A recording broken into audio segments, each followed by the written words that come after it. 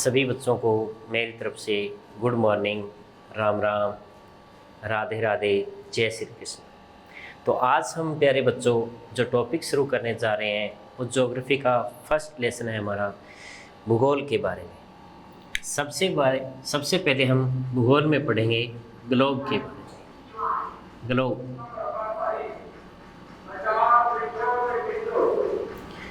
Globe के बारे में आज हम पढ़ेंगे। तो सबसे पहले कि ग्लोब जो है वो पृथ्वी का प्रतिरूप माना जाता है। पृथ्वी का प्रतिरूप ग्लोब को कहा जाता है।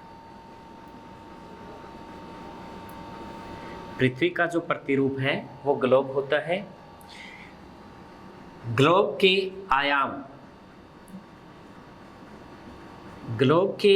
आयाम की बात करें हम तो यह त्रिआयामी होता है। ग्लोब के जो है वो 3 आयाम होते हैं, ये हमें ध्यान में रखना है। अब हम बात करें इसके बारे में तो देखिए, ये है हमारा ग्लोब।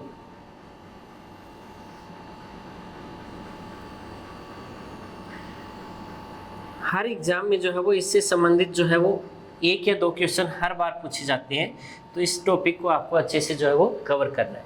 तो ये हमारा जो ग्लोब है, सबसे पहले ग्लोब को जो 2 भागों में बांटने वाली जो रेखा है, इस रेखा को हम 0 डिग्री अक्षांश रेखा कहते हैं। 0 डिग्री अक्षांश रेखा जो है वो ग्लोब को 2 भागों में बांटती है। इससे हमारा ग्लोब 2 भागों में बंट जाता है। ऊपर का भाग जो कहलाता है वो उत्तरी गोलार्ध है, नीचे का जो भाग है वो दक्षिणी गोलार्ध कहलाता है। 0 डिग्री अक्षांश रेखा को ही हम भूमध्य रेखा कहते हैं। भूमध्य रेखा, इसी रेखा को हम विषुवत रेखा कहते हैं। जो 0 डिग्री अक्षांश रेखा है या जो भूमध्य रेखा है, इसकी जो लंबाई है वो है 40,076 किलोमीटर, यानी कि 40,076 किलोमीटर जो है वो इसकी लंबाई है। अब हम बात करें उत्तरी गोलार्ध में 23.5 डिग्री के ऊपर, उत्तरी गोलार्ध में 23.5 डिग्री पर जो रेखा गुजरती है उसे कर्क रेखा कहा जाता है। कर्क रेखा जो है वो उत्तरी गोलार्ध में है और कितने डिग्री पर है तो 23.5 डिग्री पर होती है। दक्षिणी गोलार्ध में हम बात करें तो 23.5 डिग्री के ऊपर दक्षिणी गोलार्ध में मकर रेखा गुजरती है। दक्षिण गोलार्ध में कौन सी रेखा गुजरती है तो मकर रेखा गुजरती है। इसके बाद हम बात करें 66.5 डिग्री के ऊपर उत्तरी गोलार्ध में 66.5 डिग्री को आप ऐसे भी लिख सकते हो, 66 से 2 डिग्री या 66 डिग्री 30 मिनट, ये भी हमारा 66.5 डिग्री होता है। तो इसे हम आर्कटिक रेखा कहते हैं। उत्तरी गोलार्ध में जो 66.5 डिग्री पर जो रेखा गुजरती है उसे आर्कटिक रेखा कहा जाता है। दक्षिणी गोलार्ध में 66.5 डिग्री के ऊपर जो रेखा गुजरती है उसे अंटार्कटिक रेखा कहते हैं। अंटार्कटिक रेखा जो 66.5 डिग्री दक्षिणी गोलार्ध में होकर गुजरती है। 90 डिग्री के ऊपर जो है वो उत्तर में है उत्तरी ध्रुव। उत्तरी ध्रुव जो है वो 90 डिग्री उत्तरी गोलार्ध में है और 90 डिग्री दक्षिणी गोलार्ध में जो है वो है दक्षिणी ध्रुव।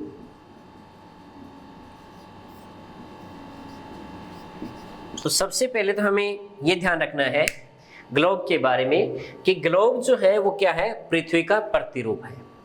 यानी कि पृथ्वी के रूप में हमें जो है वो किसका अध्ययन करते हैं, हम ग्लोब का अध्ययन करते हैं।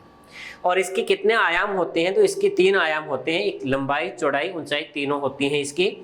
और इसके बाद हम बात करें कि ग्लोब को 2 भागों में बांटने वाली जो रेखा है वो कौन सी है, तो वो है भूमध्य रेखा उसी को हम विषुवत रेखा कहते हैं, उसी को ही 0 डिग्री अक्षांश रेखा कहते हैं। इससे ग्लोब दो भागों में बंट जाता है। ऊपर का हिस्सा जो है वो उत्तरी गोलार्ध है और भूमध्य रेखा से नीचे का हिस्सा दक्षिणी गोलार्ध कहलाता है। उत्तरी गोलार्ध में 23.5 डिग्री पर जो रेखा गुजरती है उसे कर्क रेखा कहते हैं और दक्षिणी गोलार्ध में 23.5 डिग्री पर जो रेखा गुजरती है उसे मकर रेखा कहा जाता है। उत्तरी गोलार्ध में 66.5 डिग्री पर जो रेखा गुजरती है उसे आर्कटिक रेखा कहा जाता है। अगर दक्षिणी गोलार्ध की बात करें तो दक्षिणी गोलार्ध में 66.5 डिग्री पर जो रेखा गुजरती है उसे अंटार्कटिक रेखा कहा जाता है। उत्तरी गोलार्ध में जो 90 डिग्री है उसके ऊपर हमारा उत्तरी ध्रुव होता है और दक्षिण में 90 डिग्री के ऊपर दक्षिणी ध्रुव होता है। अब हम बात करते हैं अक्षांश और देशांतर की। अक्षांश क्या होते हैं और देशांतर क्या होते हैं? अक्षांश व देशांतर।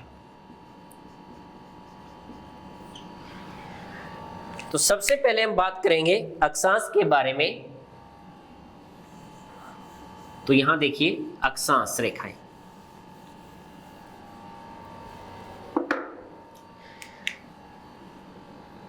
पहला पॉइंट है अक्षांश किसे कहते हैं। सबसे पहले अक्षांश कहते किसे हैं? तो देखिए भूमध्य रेखा से उत्तरी गोलार्ध में या दक्षिणी गोलार्ध में किसी भी स्थान की कोणीय दूरी ज्ञात करना अक्षांश कहलाता है। किसे कहते हैं? उत्तरी गोलार्ध, भूमध्य रेखा से उत्तरी गोलार्ध या दक्षिणी गोलार्ध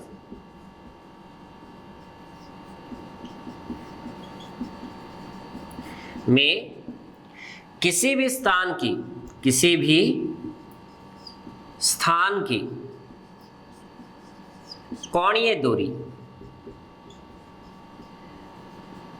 दूरी क्या कहलाती है? तो अक्षांश कहलाती है। कोणीय दूरी को अक्षांश कहा जाता है। तो सबसे पहले हमें ध्यान होना चाहिए अक्षांश कहते किसे हैं। तो ध्यान रखना ये भूमध्य रेखा से उत्तर या दक्षिण किसी भी स्थान की जो कोणीय दूरी ज्ञात करते हैं हम उसे अक्षांश कहते हैं। अब कुल अक्षांश कितने होते हैं? सेकंड पॉइंट हमें ध्यान रखना है, टोटल कुल अक्षांश कितने होते हैं। अगर हम बात करें कुल अक्षांश की तो कुल अक्षांश जो होते हैं वो 181 होते हैं।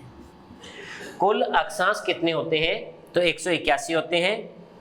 लेकिन अगर हमसे पूछा जाए कि कुल अक्षांश रेखाएं कितनी होती हैं, अक्षांश रेखाएं, टोटल अक्षांश रेखाएं कितनी होती हैं? तो अक्षांश रेखाएं 179 होती हैं। तो ये दोनों चीज हमें अच्छे से ध्यान में रखनी है कि कुल अक्षांश कितने होते हैं और अक्षांश रेखाएं कितनी होती है। अक्षांश की बात करें तो कुल अक्षांश 181 होते हैं और अक्षांश रेखाओं की बात करें अगर हम तो कुल अक्षांश रेखाएं 179 होती है। क्योंकि जो हमारा उत्तरी ध्रुव है और जो हमारा दक्षिणी ध्रुव है ये दोनों पॉइंट के रूप में होते हैं, रेखाएं नहीं होती है। इसलिए कुल अक्षांश तो हमारे 181 बनेंगे लेकिन रेखाएं कितनी बनेंगी? 179 बनेंगी। तो ये हमें अच्छे से याद रखना है। तीसरे पॉइंट हम बात करते हैं। तीसरा जो पॉइंट है वो है आपका कि अक्षांश रेखाओं के सहारे हम किसका अध्ययन करते हैं। हमें अक्षांश रेखाएं काम क्या करती है? तो अक्षांश जो रेखाएं हैं, अक्षांश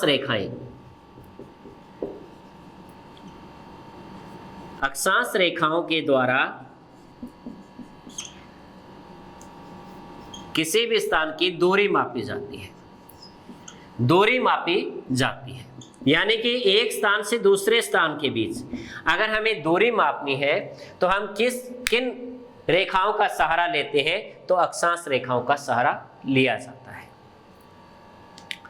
फोर्थ पॉइंट हमें ध्यान रखना है कि दो अक्षांश रेखाओं के बीच में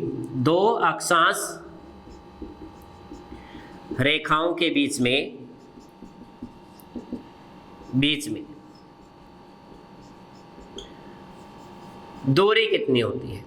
ये मेन पॉइंट है, हमें अच्छे से ध्यान रखना है। ये जो हमारी अक्षांश रेखाएं भूमध्य रेखा के समांतर, ये सारी की सारी जो काल्पनिक रेखाएं होती हैं इन्हें अक्षांश रेखाएं कहा जाता है। ये सारी अक्षांश रेखाएं होती हैं। तो दो अक्षांश रेखाओं के बीच में आपस में दूरी कितनी होती है ये हमें ध्यान में रखना है। तो ये होती है हमारी 111 किलोमीटर। एक अक्षांश से दूसरी अक्षांश के बीच में दूरी जो होती है वो 111 किलोमीटर होती है। कितनी होती है? 111 किलोमीटर। यानी कि ये जो अक्षांश रेखा है और ये जो अक्षांश रेखा है, इनके बीच में जो ये दूरी है ये कितने किलोमीटर होती है? ये 111 किलोमीटर होती है। दो अक्षांश रेखाओं के बीच की दूरी 111 किलोमीटर होती है। इसके बाद अगर हम बात करें तो क्या अक्षांश रेखाएं, इनकी जो लंबाई है क्या वो एक समान है?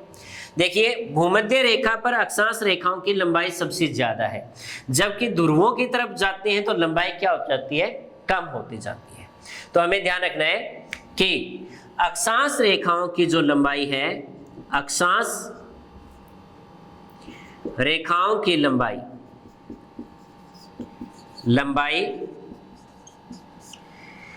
ध्रुवों की तरफ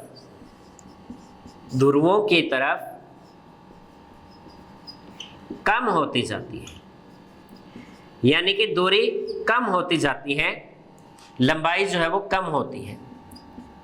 क्योंकि भूमध्य रेखा की जो लंबाई है वो कितनी है? तो अभी हमने पढ़ा था 40,076 किलोमीटर होती है, जबकि ध्रुव कितने पॉइंट पर है? 0, यानी कि 0 है ध्रुव। तो दूरी क्या, ये जो लंबाई है ये क्या होती जाती है? धीरे धीरे कम होती जाती है। तो ये हमें अच्छे से ध्यान में रखना है। अब इसके बाद अगला पॉइंट हमें ध्यान रखना है, पॉइंट नंबर 6 है हमारा, कि दो अक्षांश रेखाओं के बीच का जो एरिया है उसे क्या कहा जाता है? यानी कि ये जो दो अक्षांश रेखाएं हैं इनके बीच का जो ये क्षेत्र है, ये पूरा जो क्षेत्र है, इस क्षेत्र को क्या कहा जाता है? तो दो अक्षांश रेखाओं के बीच के क्षेत्र को क्या कहा जाता है? दो अक्षांश रेखाओं के बीच के क्षेत्र को कटिबंध कहा जाता है। हमें ध्यान रखना है, इसे क्या कहते हैं हम? कटिबंध कहा जाता है। कटिबंध कहते हैं। तो ये हमें अच्छे से ध्यान में रखना है, यानी कि दो अक्षांश रेखाओं के बीच का जो क्षेत्र है वो क्या कहलाता है? कटिबंध कहलाता है। तो ये सारी बातें थी हमारे अक्षांश के बारे में। अब देखिए, कटिबंध के आधार पर कितने भागों में जो है वो ग्लोब को बांटा गया है। तो कितने कटिबंध हैं? तो हमें ध्यान रखना है, कटिबंध 3 प्रकार के हैं।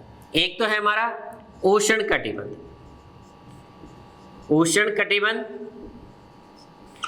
सेकंड है हमारा शीतोष्ण कटिबंध,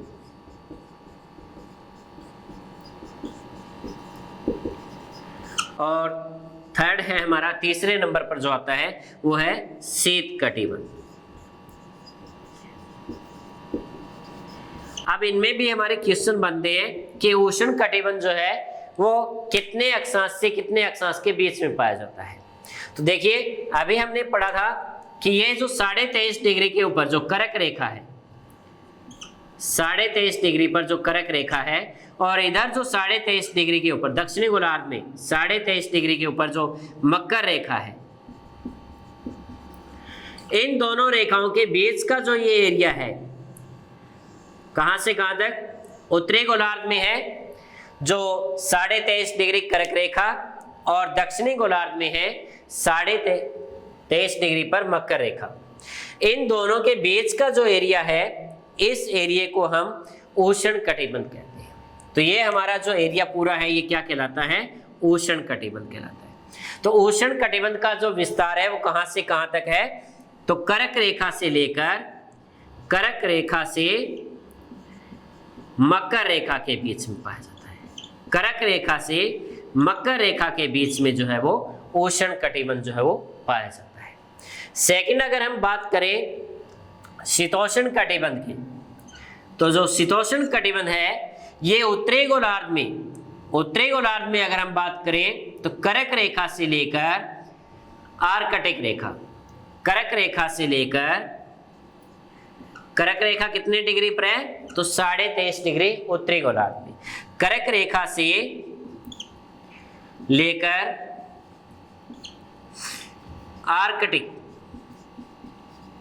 आर्कटिक रेखा है 66.5 डिग्री पर।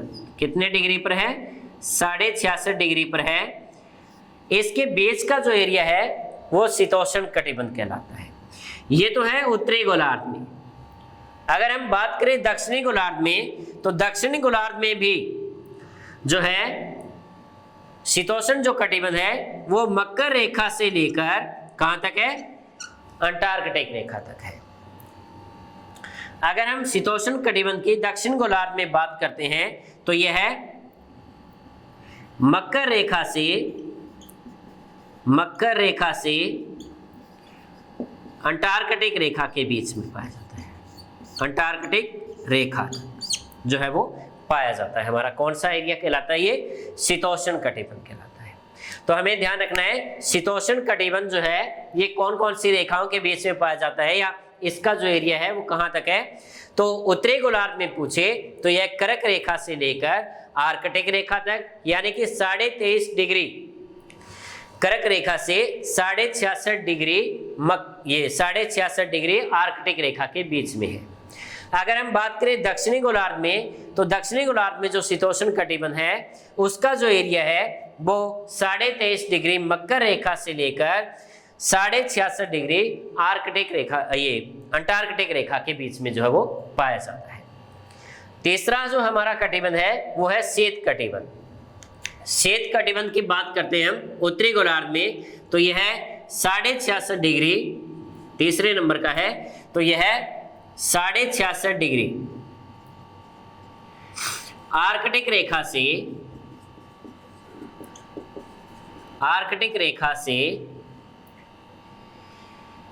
उत्तरी ध्रुव तक जो है ये जो पूरा एरिया है, ये पूरा का पूरा एरिया क्या कहलाता है? शीत कटिबंध कहलाता है। यही बात करें हम दक्षिणी गोलार्ध में, तो दक्षिणी गोलार्ध में अंटार्कटिक रेखा से दक्षिणी ध्रुव के बीच का एरिया, दक्षिणी ध्रुव तक का क्षेत्र, ये क्या कहलाता है? तो ये कहलाता है शीत कटिबंध। तो ध्यान रखना है हमें 66.5 डिग्री आर्कटिक रेखा से 66.5 डिग्री आर्कटिक रेखा से उत्तरी ध्रुव कहां तक है? 90 डिग्री तक। ये जो पूरा एरिया है ये पूरा एरिया क्या कहलाता है? शीत कटिबंध कहलाता है। अगर हम बात करें दक्षिणी ध्रुव में, तो दक्षिणी ध्रुव में जो है 66.5 डिग्री अंटार्कटिक रेखा से 90 डिग्री दक्षिणी ध्रुव के बीच का जो एरिया है वो क्या कहलाता है? तो वो शीत कटिबंध कहलाता है। तो ये 3 प्रकार के हमारे कटिबंध है, तीनों हमें अच्छे से याद रखने हैं कि उष्ण कटिबंध कहाँ से कहाँ तक होता है, शीतोष्ण कटिबंध कहाँ से कहाँ है, और शीत कटिबंध। तो उष्ण कटिबंध की हमने बात की तो ये कर्क रेखा से लेकर मकर रेखा के बीच, यानी कि ये पूरा एरिया जो है वो उष्ण कटिबंध का है। इसके बाद हमने पढ़ा शीतोष्ण कटिबंध। शीतोष्ण जो कटिबंध है वो हमारा कर्क रेखा से लेकर आर्कटिक रेखा तक उत्तरी गोलार्ध में, और दक्षिणी गोलार्ध में बात करें तो मकर रेखा से लेकर अंटार्कटिक रेखा तक, ये पूरा एरिया क्या कहलाता है? शीतोष्ण कटिबंध कहलाता है। शीत कटिबंध की बात करें अगर हम, तो उत्तरी गोलार्ध में जो है ये है आपका आर्कटिक रेखा से लेकर उत्तरी ध्रुव तक, और दक्षिणी गोलार्ध में बात करें हम तो ये है मकर रेखा से लेकर अंटार्कटिक रेखा के बीच का। तो ये था हमारा अक्षांश के बारे में। अब बात करते हैं हम देशांतर के बारे में। तो उत्तरी ध्रुव को दक्षिणी ध्रुव से मिलाने वाली जो रेखा है, ये जो रेखा है ये हमारे उत्तरी ध्रुव को दक्षिणी ध्रुव से मिलाती है। इस रेखा को क्या कहा जाता है? तो इसे हम कहते हैं प्रधान मध्याह्न रेखा, मध्याह्न रेखा, या इसे हम 0 डिग्री देशांतर रेखा भी कहते हैं। 0 डिग्री देशांतर रेखा इसे कह सकते हैं। इस रेखा को ही हम ग्रीनविच रेखा भी कहते हैं। ग्रीनविच रेखा, इस रेखा से हमारा ग्लोब 2 भागों में फिर बंट जाता है, यानी कि प्रधान मध्याह्न रेखा के इस तरफ जो है वो पश्चिमी गोलार्ध है और इस तरफ जो है वो पूर्वी गोलार्ध है। तो ये हमें ध्यान में रखना है, ये पश्चिमी गोलार्ध है और ये पूर्वी गोलार्ध है। अब हम बात करते हैं देशांतर किसे कहा जाता है। जैसे हमने पढ़ा कि अक्षांश किसे कहते हैं, उसी प्रकार देशांतर जो है वो किसे कहा जाता है। तो हमें ध्यान रखना है देशांतर के बारे में कि जो देशांतर है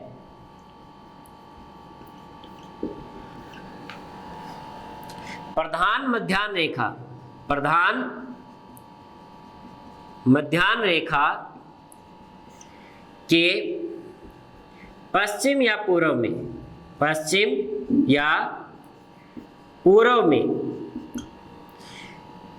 किसी बिंदु की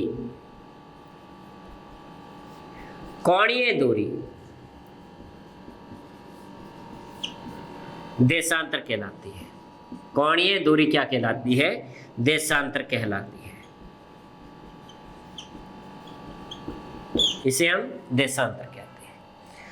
अब बात करें हम कुल देशांतर की, तो ये सारी की सारी जो है वो देशांतर रेखाएं होती है ग्लोब में।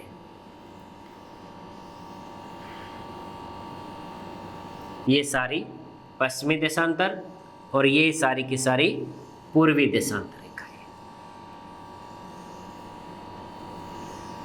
ये पूर्वी देशांतर रेखाएं। अब बात करें कुल देशांतर रेखाएं कितनी होती हैं? कुल देशांतर रेखाएं 360 होती हैं। टोटल कितनी होती हैं? तो टोटल 360 होती हैं। 180 इस तरफ होती है पश्चिम में और 180 पूर्व में होती है। तो कुल कितनी होती है? 360 देशांतर रेखाएं होती हैं। इसके बाद हम बात करें कि तीसरा हमें पॉइंट याद रखना है, वो है कि 2 देशांतर रेखाओं के बीच में, 2 देशांतर रेखाओं के बीच में समान दूरी जो है वो किस रेखा पर होती है? 2 देशांतर रेखाओं के बीच में समान दूरी जो है वो किस रेखा पर होती है? तो वो होती है भूमध्य रेखा पर।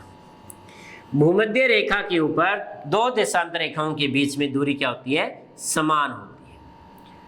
भूमध्य रेखा पर समान होती है। तो नेक्स्ट हमारा क्वेश्चन बनता है कि 2 देशांतर रेखाओं के बीच में भूमध्य रेखा पर दूरी कितने किलोमीटर होती है? तो हमें ध्यान रखना है, ये जो दूरी होती है ये दूरी 111.32 किलोमीटर होती है। 2 देशांतर रेखाओं के बीच में भूमध्य रेखा पर जो दूरी होती है वो कितनी होती है? 111.32 किलोमीटर होती है। ये पॉइंट हमें खास तौर से याद रखना है।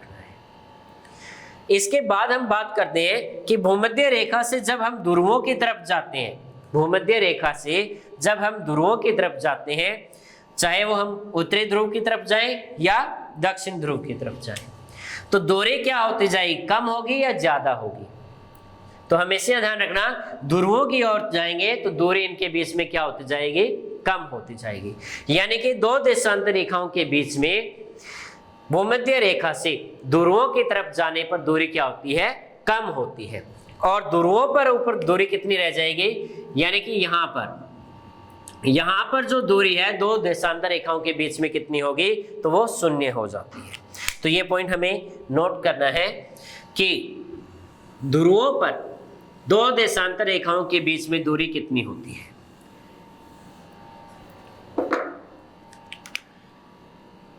फोर्थ पॉइंट है हमारा कि ध्रुवों पर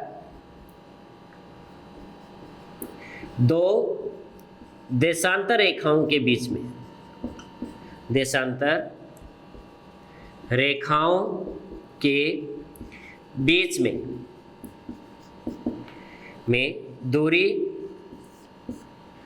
0 किलोमीटर होती है, 0 किलोमीटर होती है, क्योंकि आपस में ये मिल जाती है। तो ये हमें अच्छे से ध्यान में रखना है। सबसे ज्यादा दूरी कहाँ होती है? तो भूमध्य रेखा पर होती है। कितनी होती है? 111.32 किलोमीटर होती है।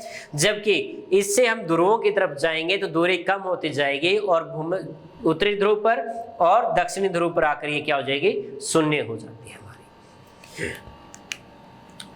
फिफ्थ पॉइंट हमें याद रखना है कि इनका जो प्रयोग है हम किस लिए करते हैं, यानी कि देशांतर रेखाएं जो हमने मानी है, जो काल्पनिक रेखाएं हमने मान रखी है पृथ्वी के ऊपर, इनका कार्य क्या है?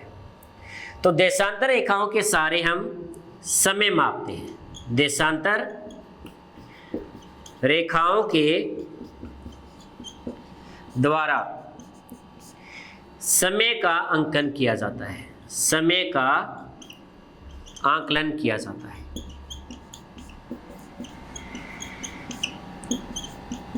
ये हमें ध्यान में रखना है कि ये काम क्या आती है? तो समय मापने के काम आते हैं। जैसे यहीं से आपको पता चला होगा ग्रीनविच रेखा।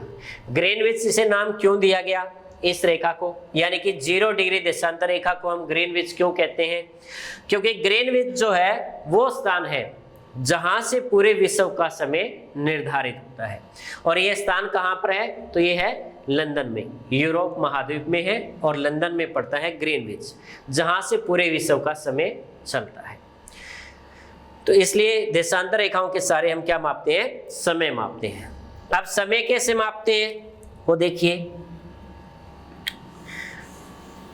6 नंबर जो हमारा पॉइंट होगा वो देखिए कि समय कैसे मापा जाता है। यानी कि दो देशांतर रेखाओं के बीच में, दो देशांतर रेखाओं के बीच में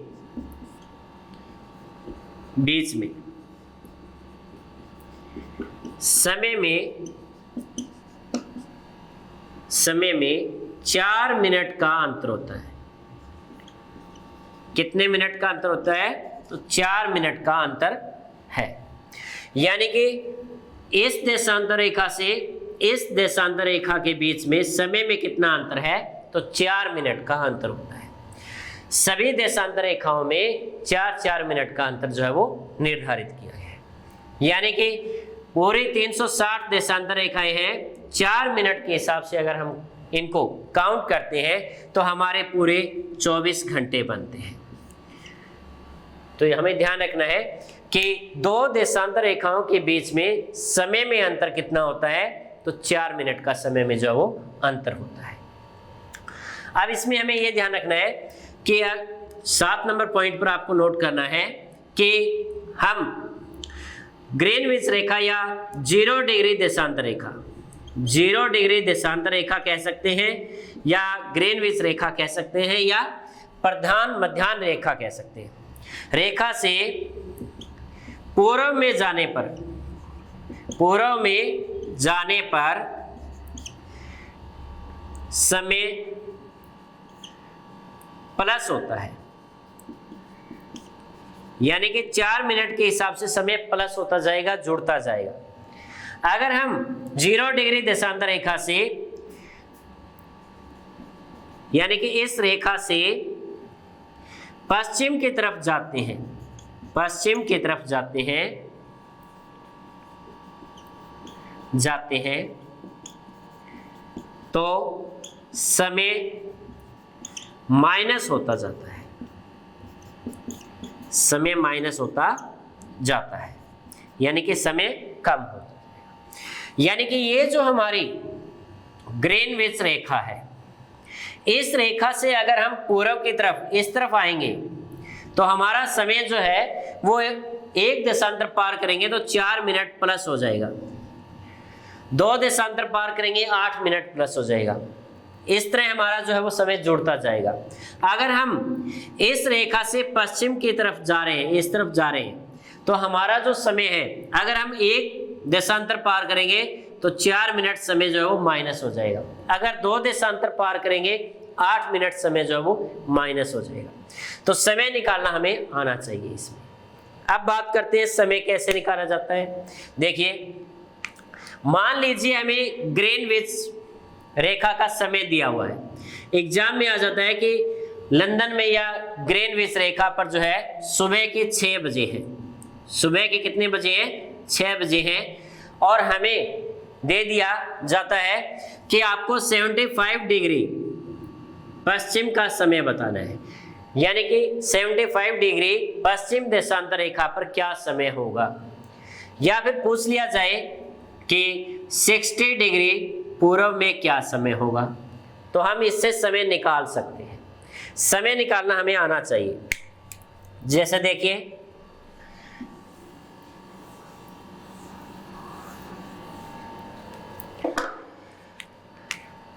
हमें निकालना है टाइम 75 डिग्री पश्चिम देशांतर का और 60 डिग्री पूर्वी देशांतर का।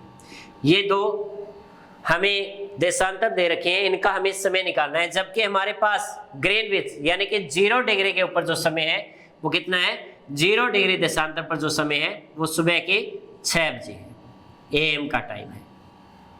तो इसे निकालने का सबसे आसान तरीका है कि अगर हम 1 डिग्री पार करते हैं तो 4 मिनट का अंतर आता है। हमें कितने डिग्री पार करने हैं? 75 डिग्री पार करने हैं। एक तो ये तरीका है आपके पास, 75 को आप 4 से मल्टीप्लाई कीजिए, वो आपके पास मिनट आएंगे। उसे आवर्स में बदलने के लिए आपको 60 से डिवाइड करना पड़ेगा। जैसे अगर हम इसको काटते हैं तो 12 5 60, 12 5 75, 12 चौके 60, 4 से 4 कट गया, आपका 5 घंटे का अंतर आ गया, 5 आवर्स का अंतर आ गया। यानी कि यहाँ पर अगर हमारे 6 बजे हैं तो 5 घंटे आप प्लस करोगे उसमें या माइनस करोगे। अब देखिए ये टाइम किस तरफ का है? तो पश्चिम का टाइम है। पश्चिम का टाइम है तो हम जब पश्चिम में जाएंगे तो समय माइनस होता जाता है। तो 5 घंटे इसमें से क्या कर देंगे? हम माइनस कर देंगे। यानी कि 6 बजे है तो 5 घंटे माइनस करेंगे तो टाइम आ जाएगा 1 AM, यानी कि सुबह के 1 बजे है। अगर हमें 60 डिग्री पूर्व का समय निकालना है तो इसे हम 60 × 4 डिवाइडेड 60, 60 से 60 गया, कितने घंटे का अंतर आया? 4 घंटे का। लेकिन ये टाइम कहाँ का है? पूर्व का समय दिया हुआ है। जब हमें पूर्व का समय निकालना हो तो इसमें हम क्या करेंगे? प्लस करेंगे, क्योंकि यहाँ हमारा समय क्या होता जाएगा? प्लस होता जाएगा। तो 4 घंटे हम प्लस करेंगे। पहले हमारे पास 6 बजे का टाइम है, प्लस में हम 4 घंटे प्लस करने हैं तो कितने हो जाएंगे? 10 AM हो जाएगा हमारे पास। तो इस तरह से हमें टाइम निकालना आना चाहिए। यानी कि हमें पश्चिम का टाइम पूछा जाए तो हमें माइनस करना है, अगर हमें पूर्व का टाइम पूछा जाए तो हमें प्लस करना है। अब इसके बाद अगर हमें 4 से मल्टीप्लाई नहीं करना, 60 से डिवाइड नहीं करना, तो इसका सीधा सा ये है कि आपके पास जितना डिग्री दे रखा है उसे आप 15 से सीधा डिवाइड कीजिए, आपका 5 आएगा यहाँ पर। यहाँ आप 60 को 15 से फिर डिवाइड करके देखिए, पूरा 4 आएगा।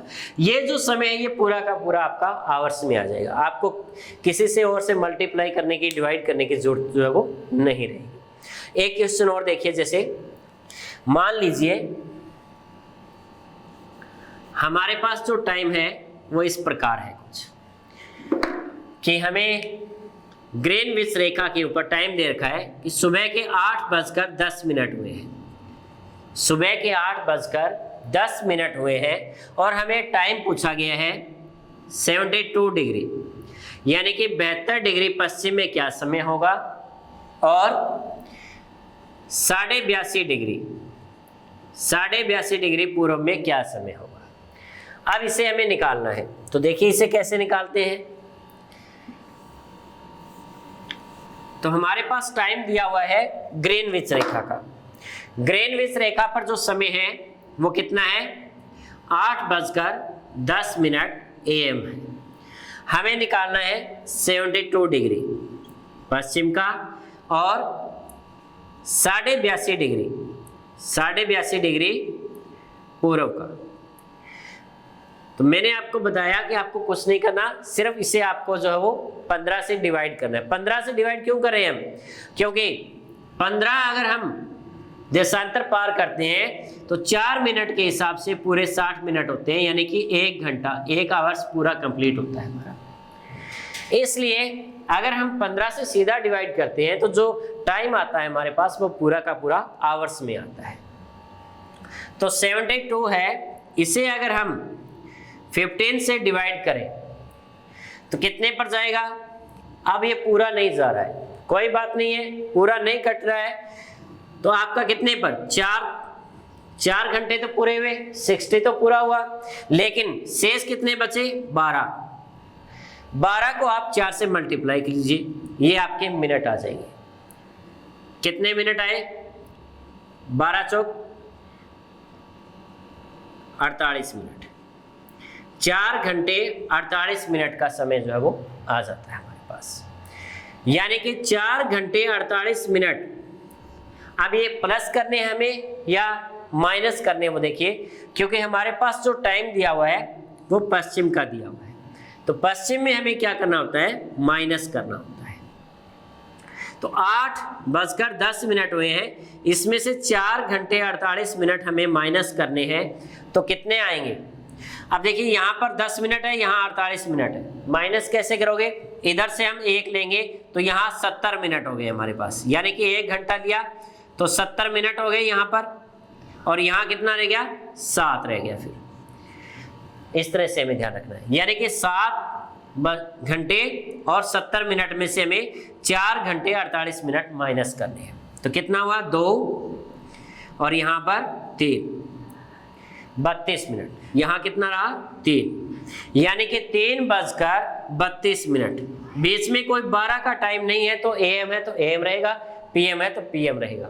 अगर बीच में कोई 12 का टाइम आता है तो टाइम हमें चेंज करना पड़ता है, फिर AM हो तो PM हो जाएगा और PM हो तो AM हो जाता है। अब हमें बताना है 82.5 डिग्री का। 82.5 डिग्री में आप आधा डिग्री एक बार छोड़िए, 82 डिग्री का निकालिए, 15 से डिवाइड करते हैं अगर हम, तो ये 5 पर तो पूरा जाता है, लेकिन शेष कितना रह जाता है 7, यानी कि 75 तक तो पूरा गया आपका, लेकिन 7 जो है अभी भी 7 जो है वो 7 देशांतर शेष रह गए। तो इनको कितने से मल्टीप्लाई करना है, क्योंकि 1 पार करते हैं तो 4 मिनट का अंतर है, तो 7 पार करेंगे तो कितने मिनट का अंतर आएगा, 28 मिनट का अंतर आएगा।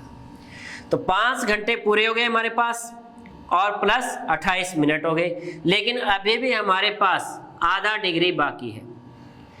अगर हम 1 डिग्री पार करते हैं तो कितने मिनट का अंतर आता है, 4 मिनट का अंतर आता है। अगर हम आधा डिग्री पार करेंगे तो कितने मिनट का अंतर आएगा, 2 मिनट का, तो प्लस कितने और कर देंगे 2 मिनट, यानी कि 5 घंटे 30 मिनट का अंतर आ गया।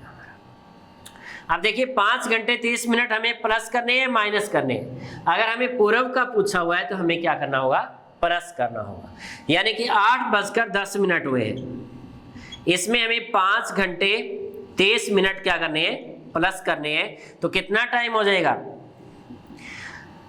8 और 5 13, यानी कि 13:40। या तो आप 13:40 कर सकते हो या फिर 1:40।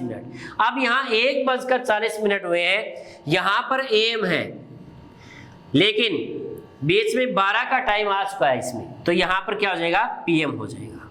ये हमें खास तौर से ध्यान में रखना है, ठीक है। तो इस तरह से हम जो है वो टाइम निकाल सकते हैं। तो ये था हमारा अक्षांश और देशांतर में। बाद में हम इसमें बात करेंगे अभी आगे कि इंडिया का जो समय है वो कैसे निकाला जाता है, इंडिया का जो समय है वो कितने डिग्री से निर्धारित किया जाता है। जैसे हम बात करें अभी जो हमने निकाला था 82.5 डिग्री का, ये हमारे भारत का समय था। यानी कि क्वेश्चन आ जाता है कि भारत के समय में और ग्रीनविच के समय में, ये जो ग्रीनविच है ग्रीनविच के समय में और भारत के समय में, अब आपको पता होना चाहिए पहले तो इंडिया कहाँ है ग्लोब में, इधर है, यहाँ पे है, यहाँ पे है, यहाँ पे है, तो इंडिया हमारा यहाँ पे है, तो किस दिशा में है, ग्रीनविच से पूर्व की तरफ है। और ग्लोब में पूछे तो कौन सी दिशा है, उत्तर पूर्व है, तो हमें ध्यान में रखना है। तो ये जो है हमारा इंडिया का जो समय है वो कितने डिग्री से निर्धारित हो रहा है, 82.5 डिग्री पूर्वी देशांतर से। तो ये हमें ध्यान रखना है कि भारत के समय में और ग्रीनविच के समय में कितने मिनट का अंतर होता है, या किस समय में कितना अंतर है, तो 5 घंटे 30 मिनट का अंतर होता है। हमारा जो समय है वो ग्रीनविच से 5 घंटे 30 मिनट प्लस चल रहा है, आगे चल रहा है, तो ये हमें ध्यान में रखना है। इसमें हम आगे कल पढ़ेंगे कि इसमें जो हमारे जो सबसे बड़ा दिन होता है, सबसे बड़ी रात होती है, सबसे छोटा दिन और रात बराबर कैसे होते हैं, भारत का अक्षांश देशांतर कितना है, वो सारा हम जो है वो मैटर इसमें कल पढ़ेंगे। तो यहाँ तक आज हमें जो है वो यहाँ तक इसको कंप्लीट करना है, ठीक है। अगर किसी को भी कोई भी किसी प्रकार का डाउट रहता है इसमें, तो वो हमें कमेंट में जो है वो इसमें पूछ सकते हैं, कोई दिक्कत नहीं। That's all.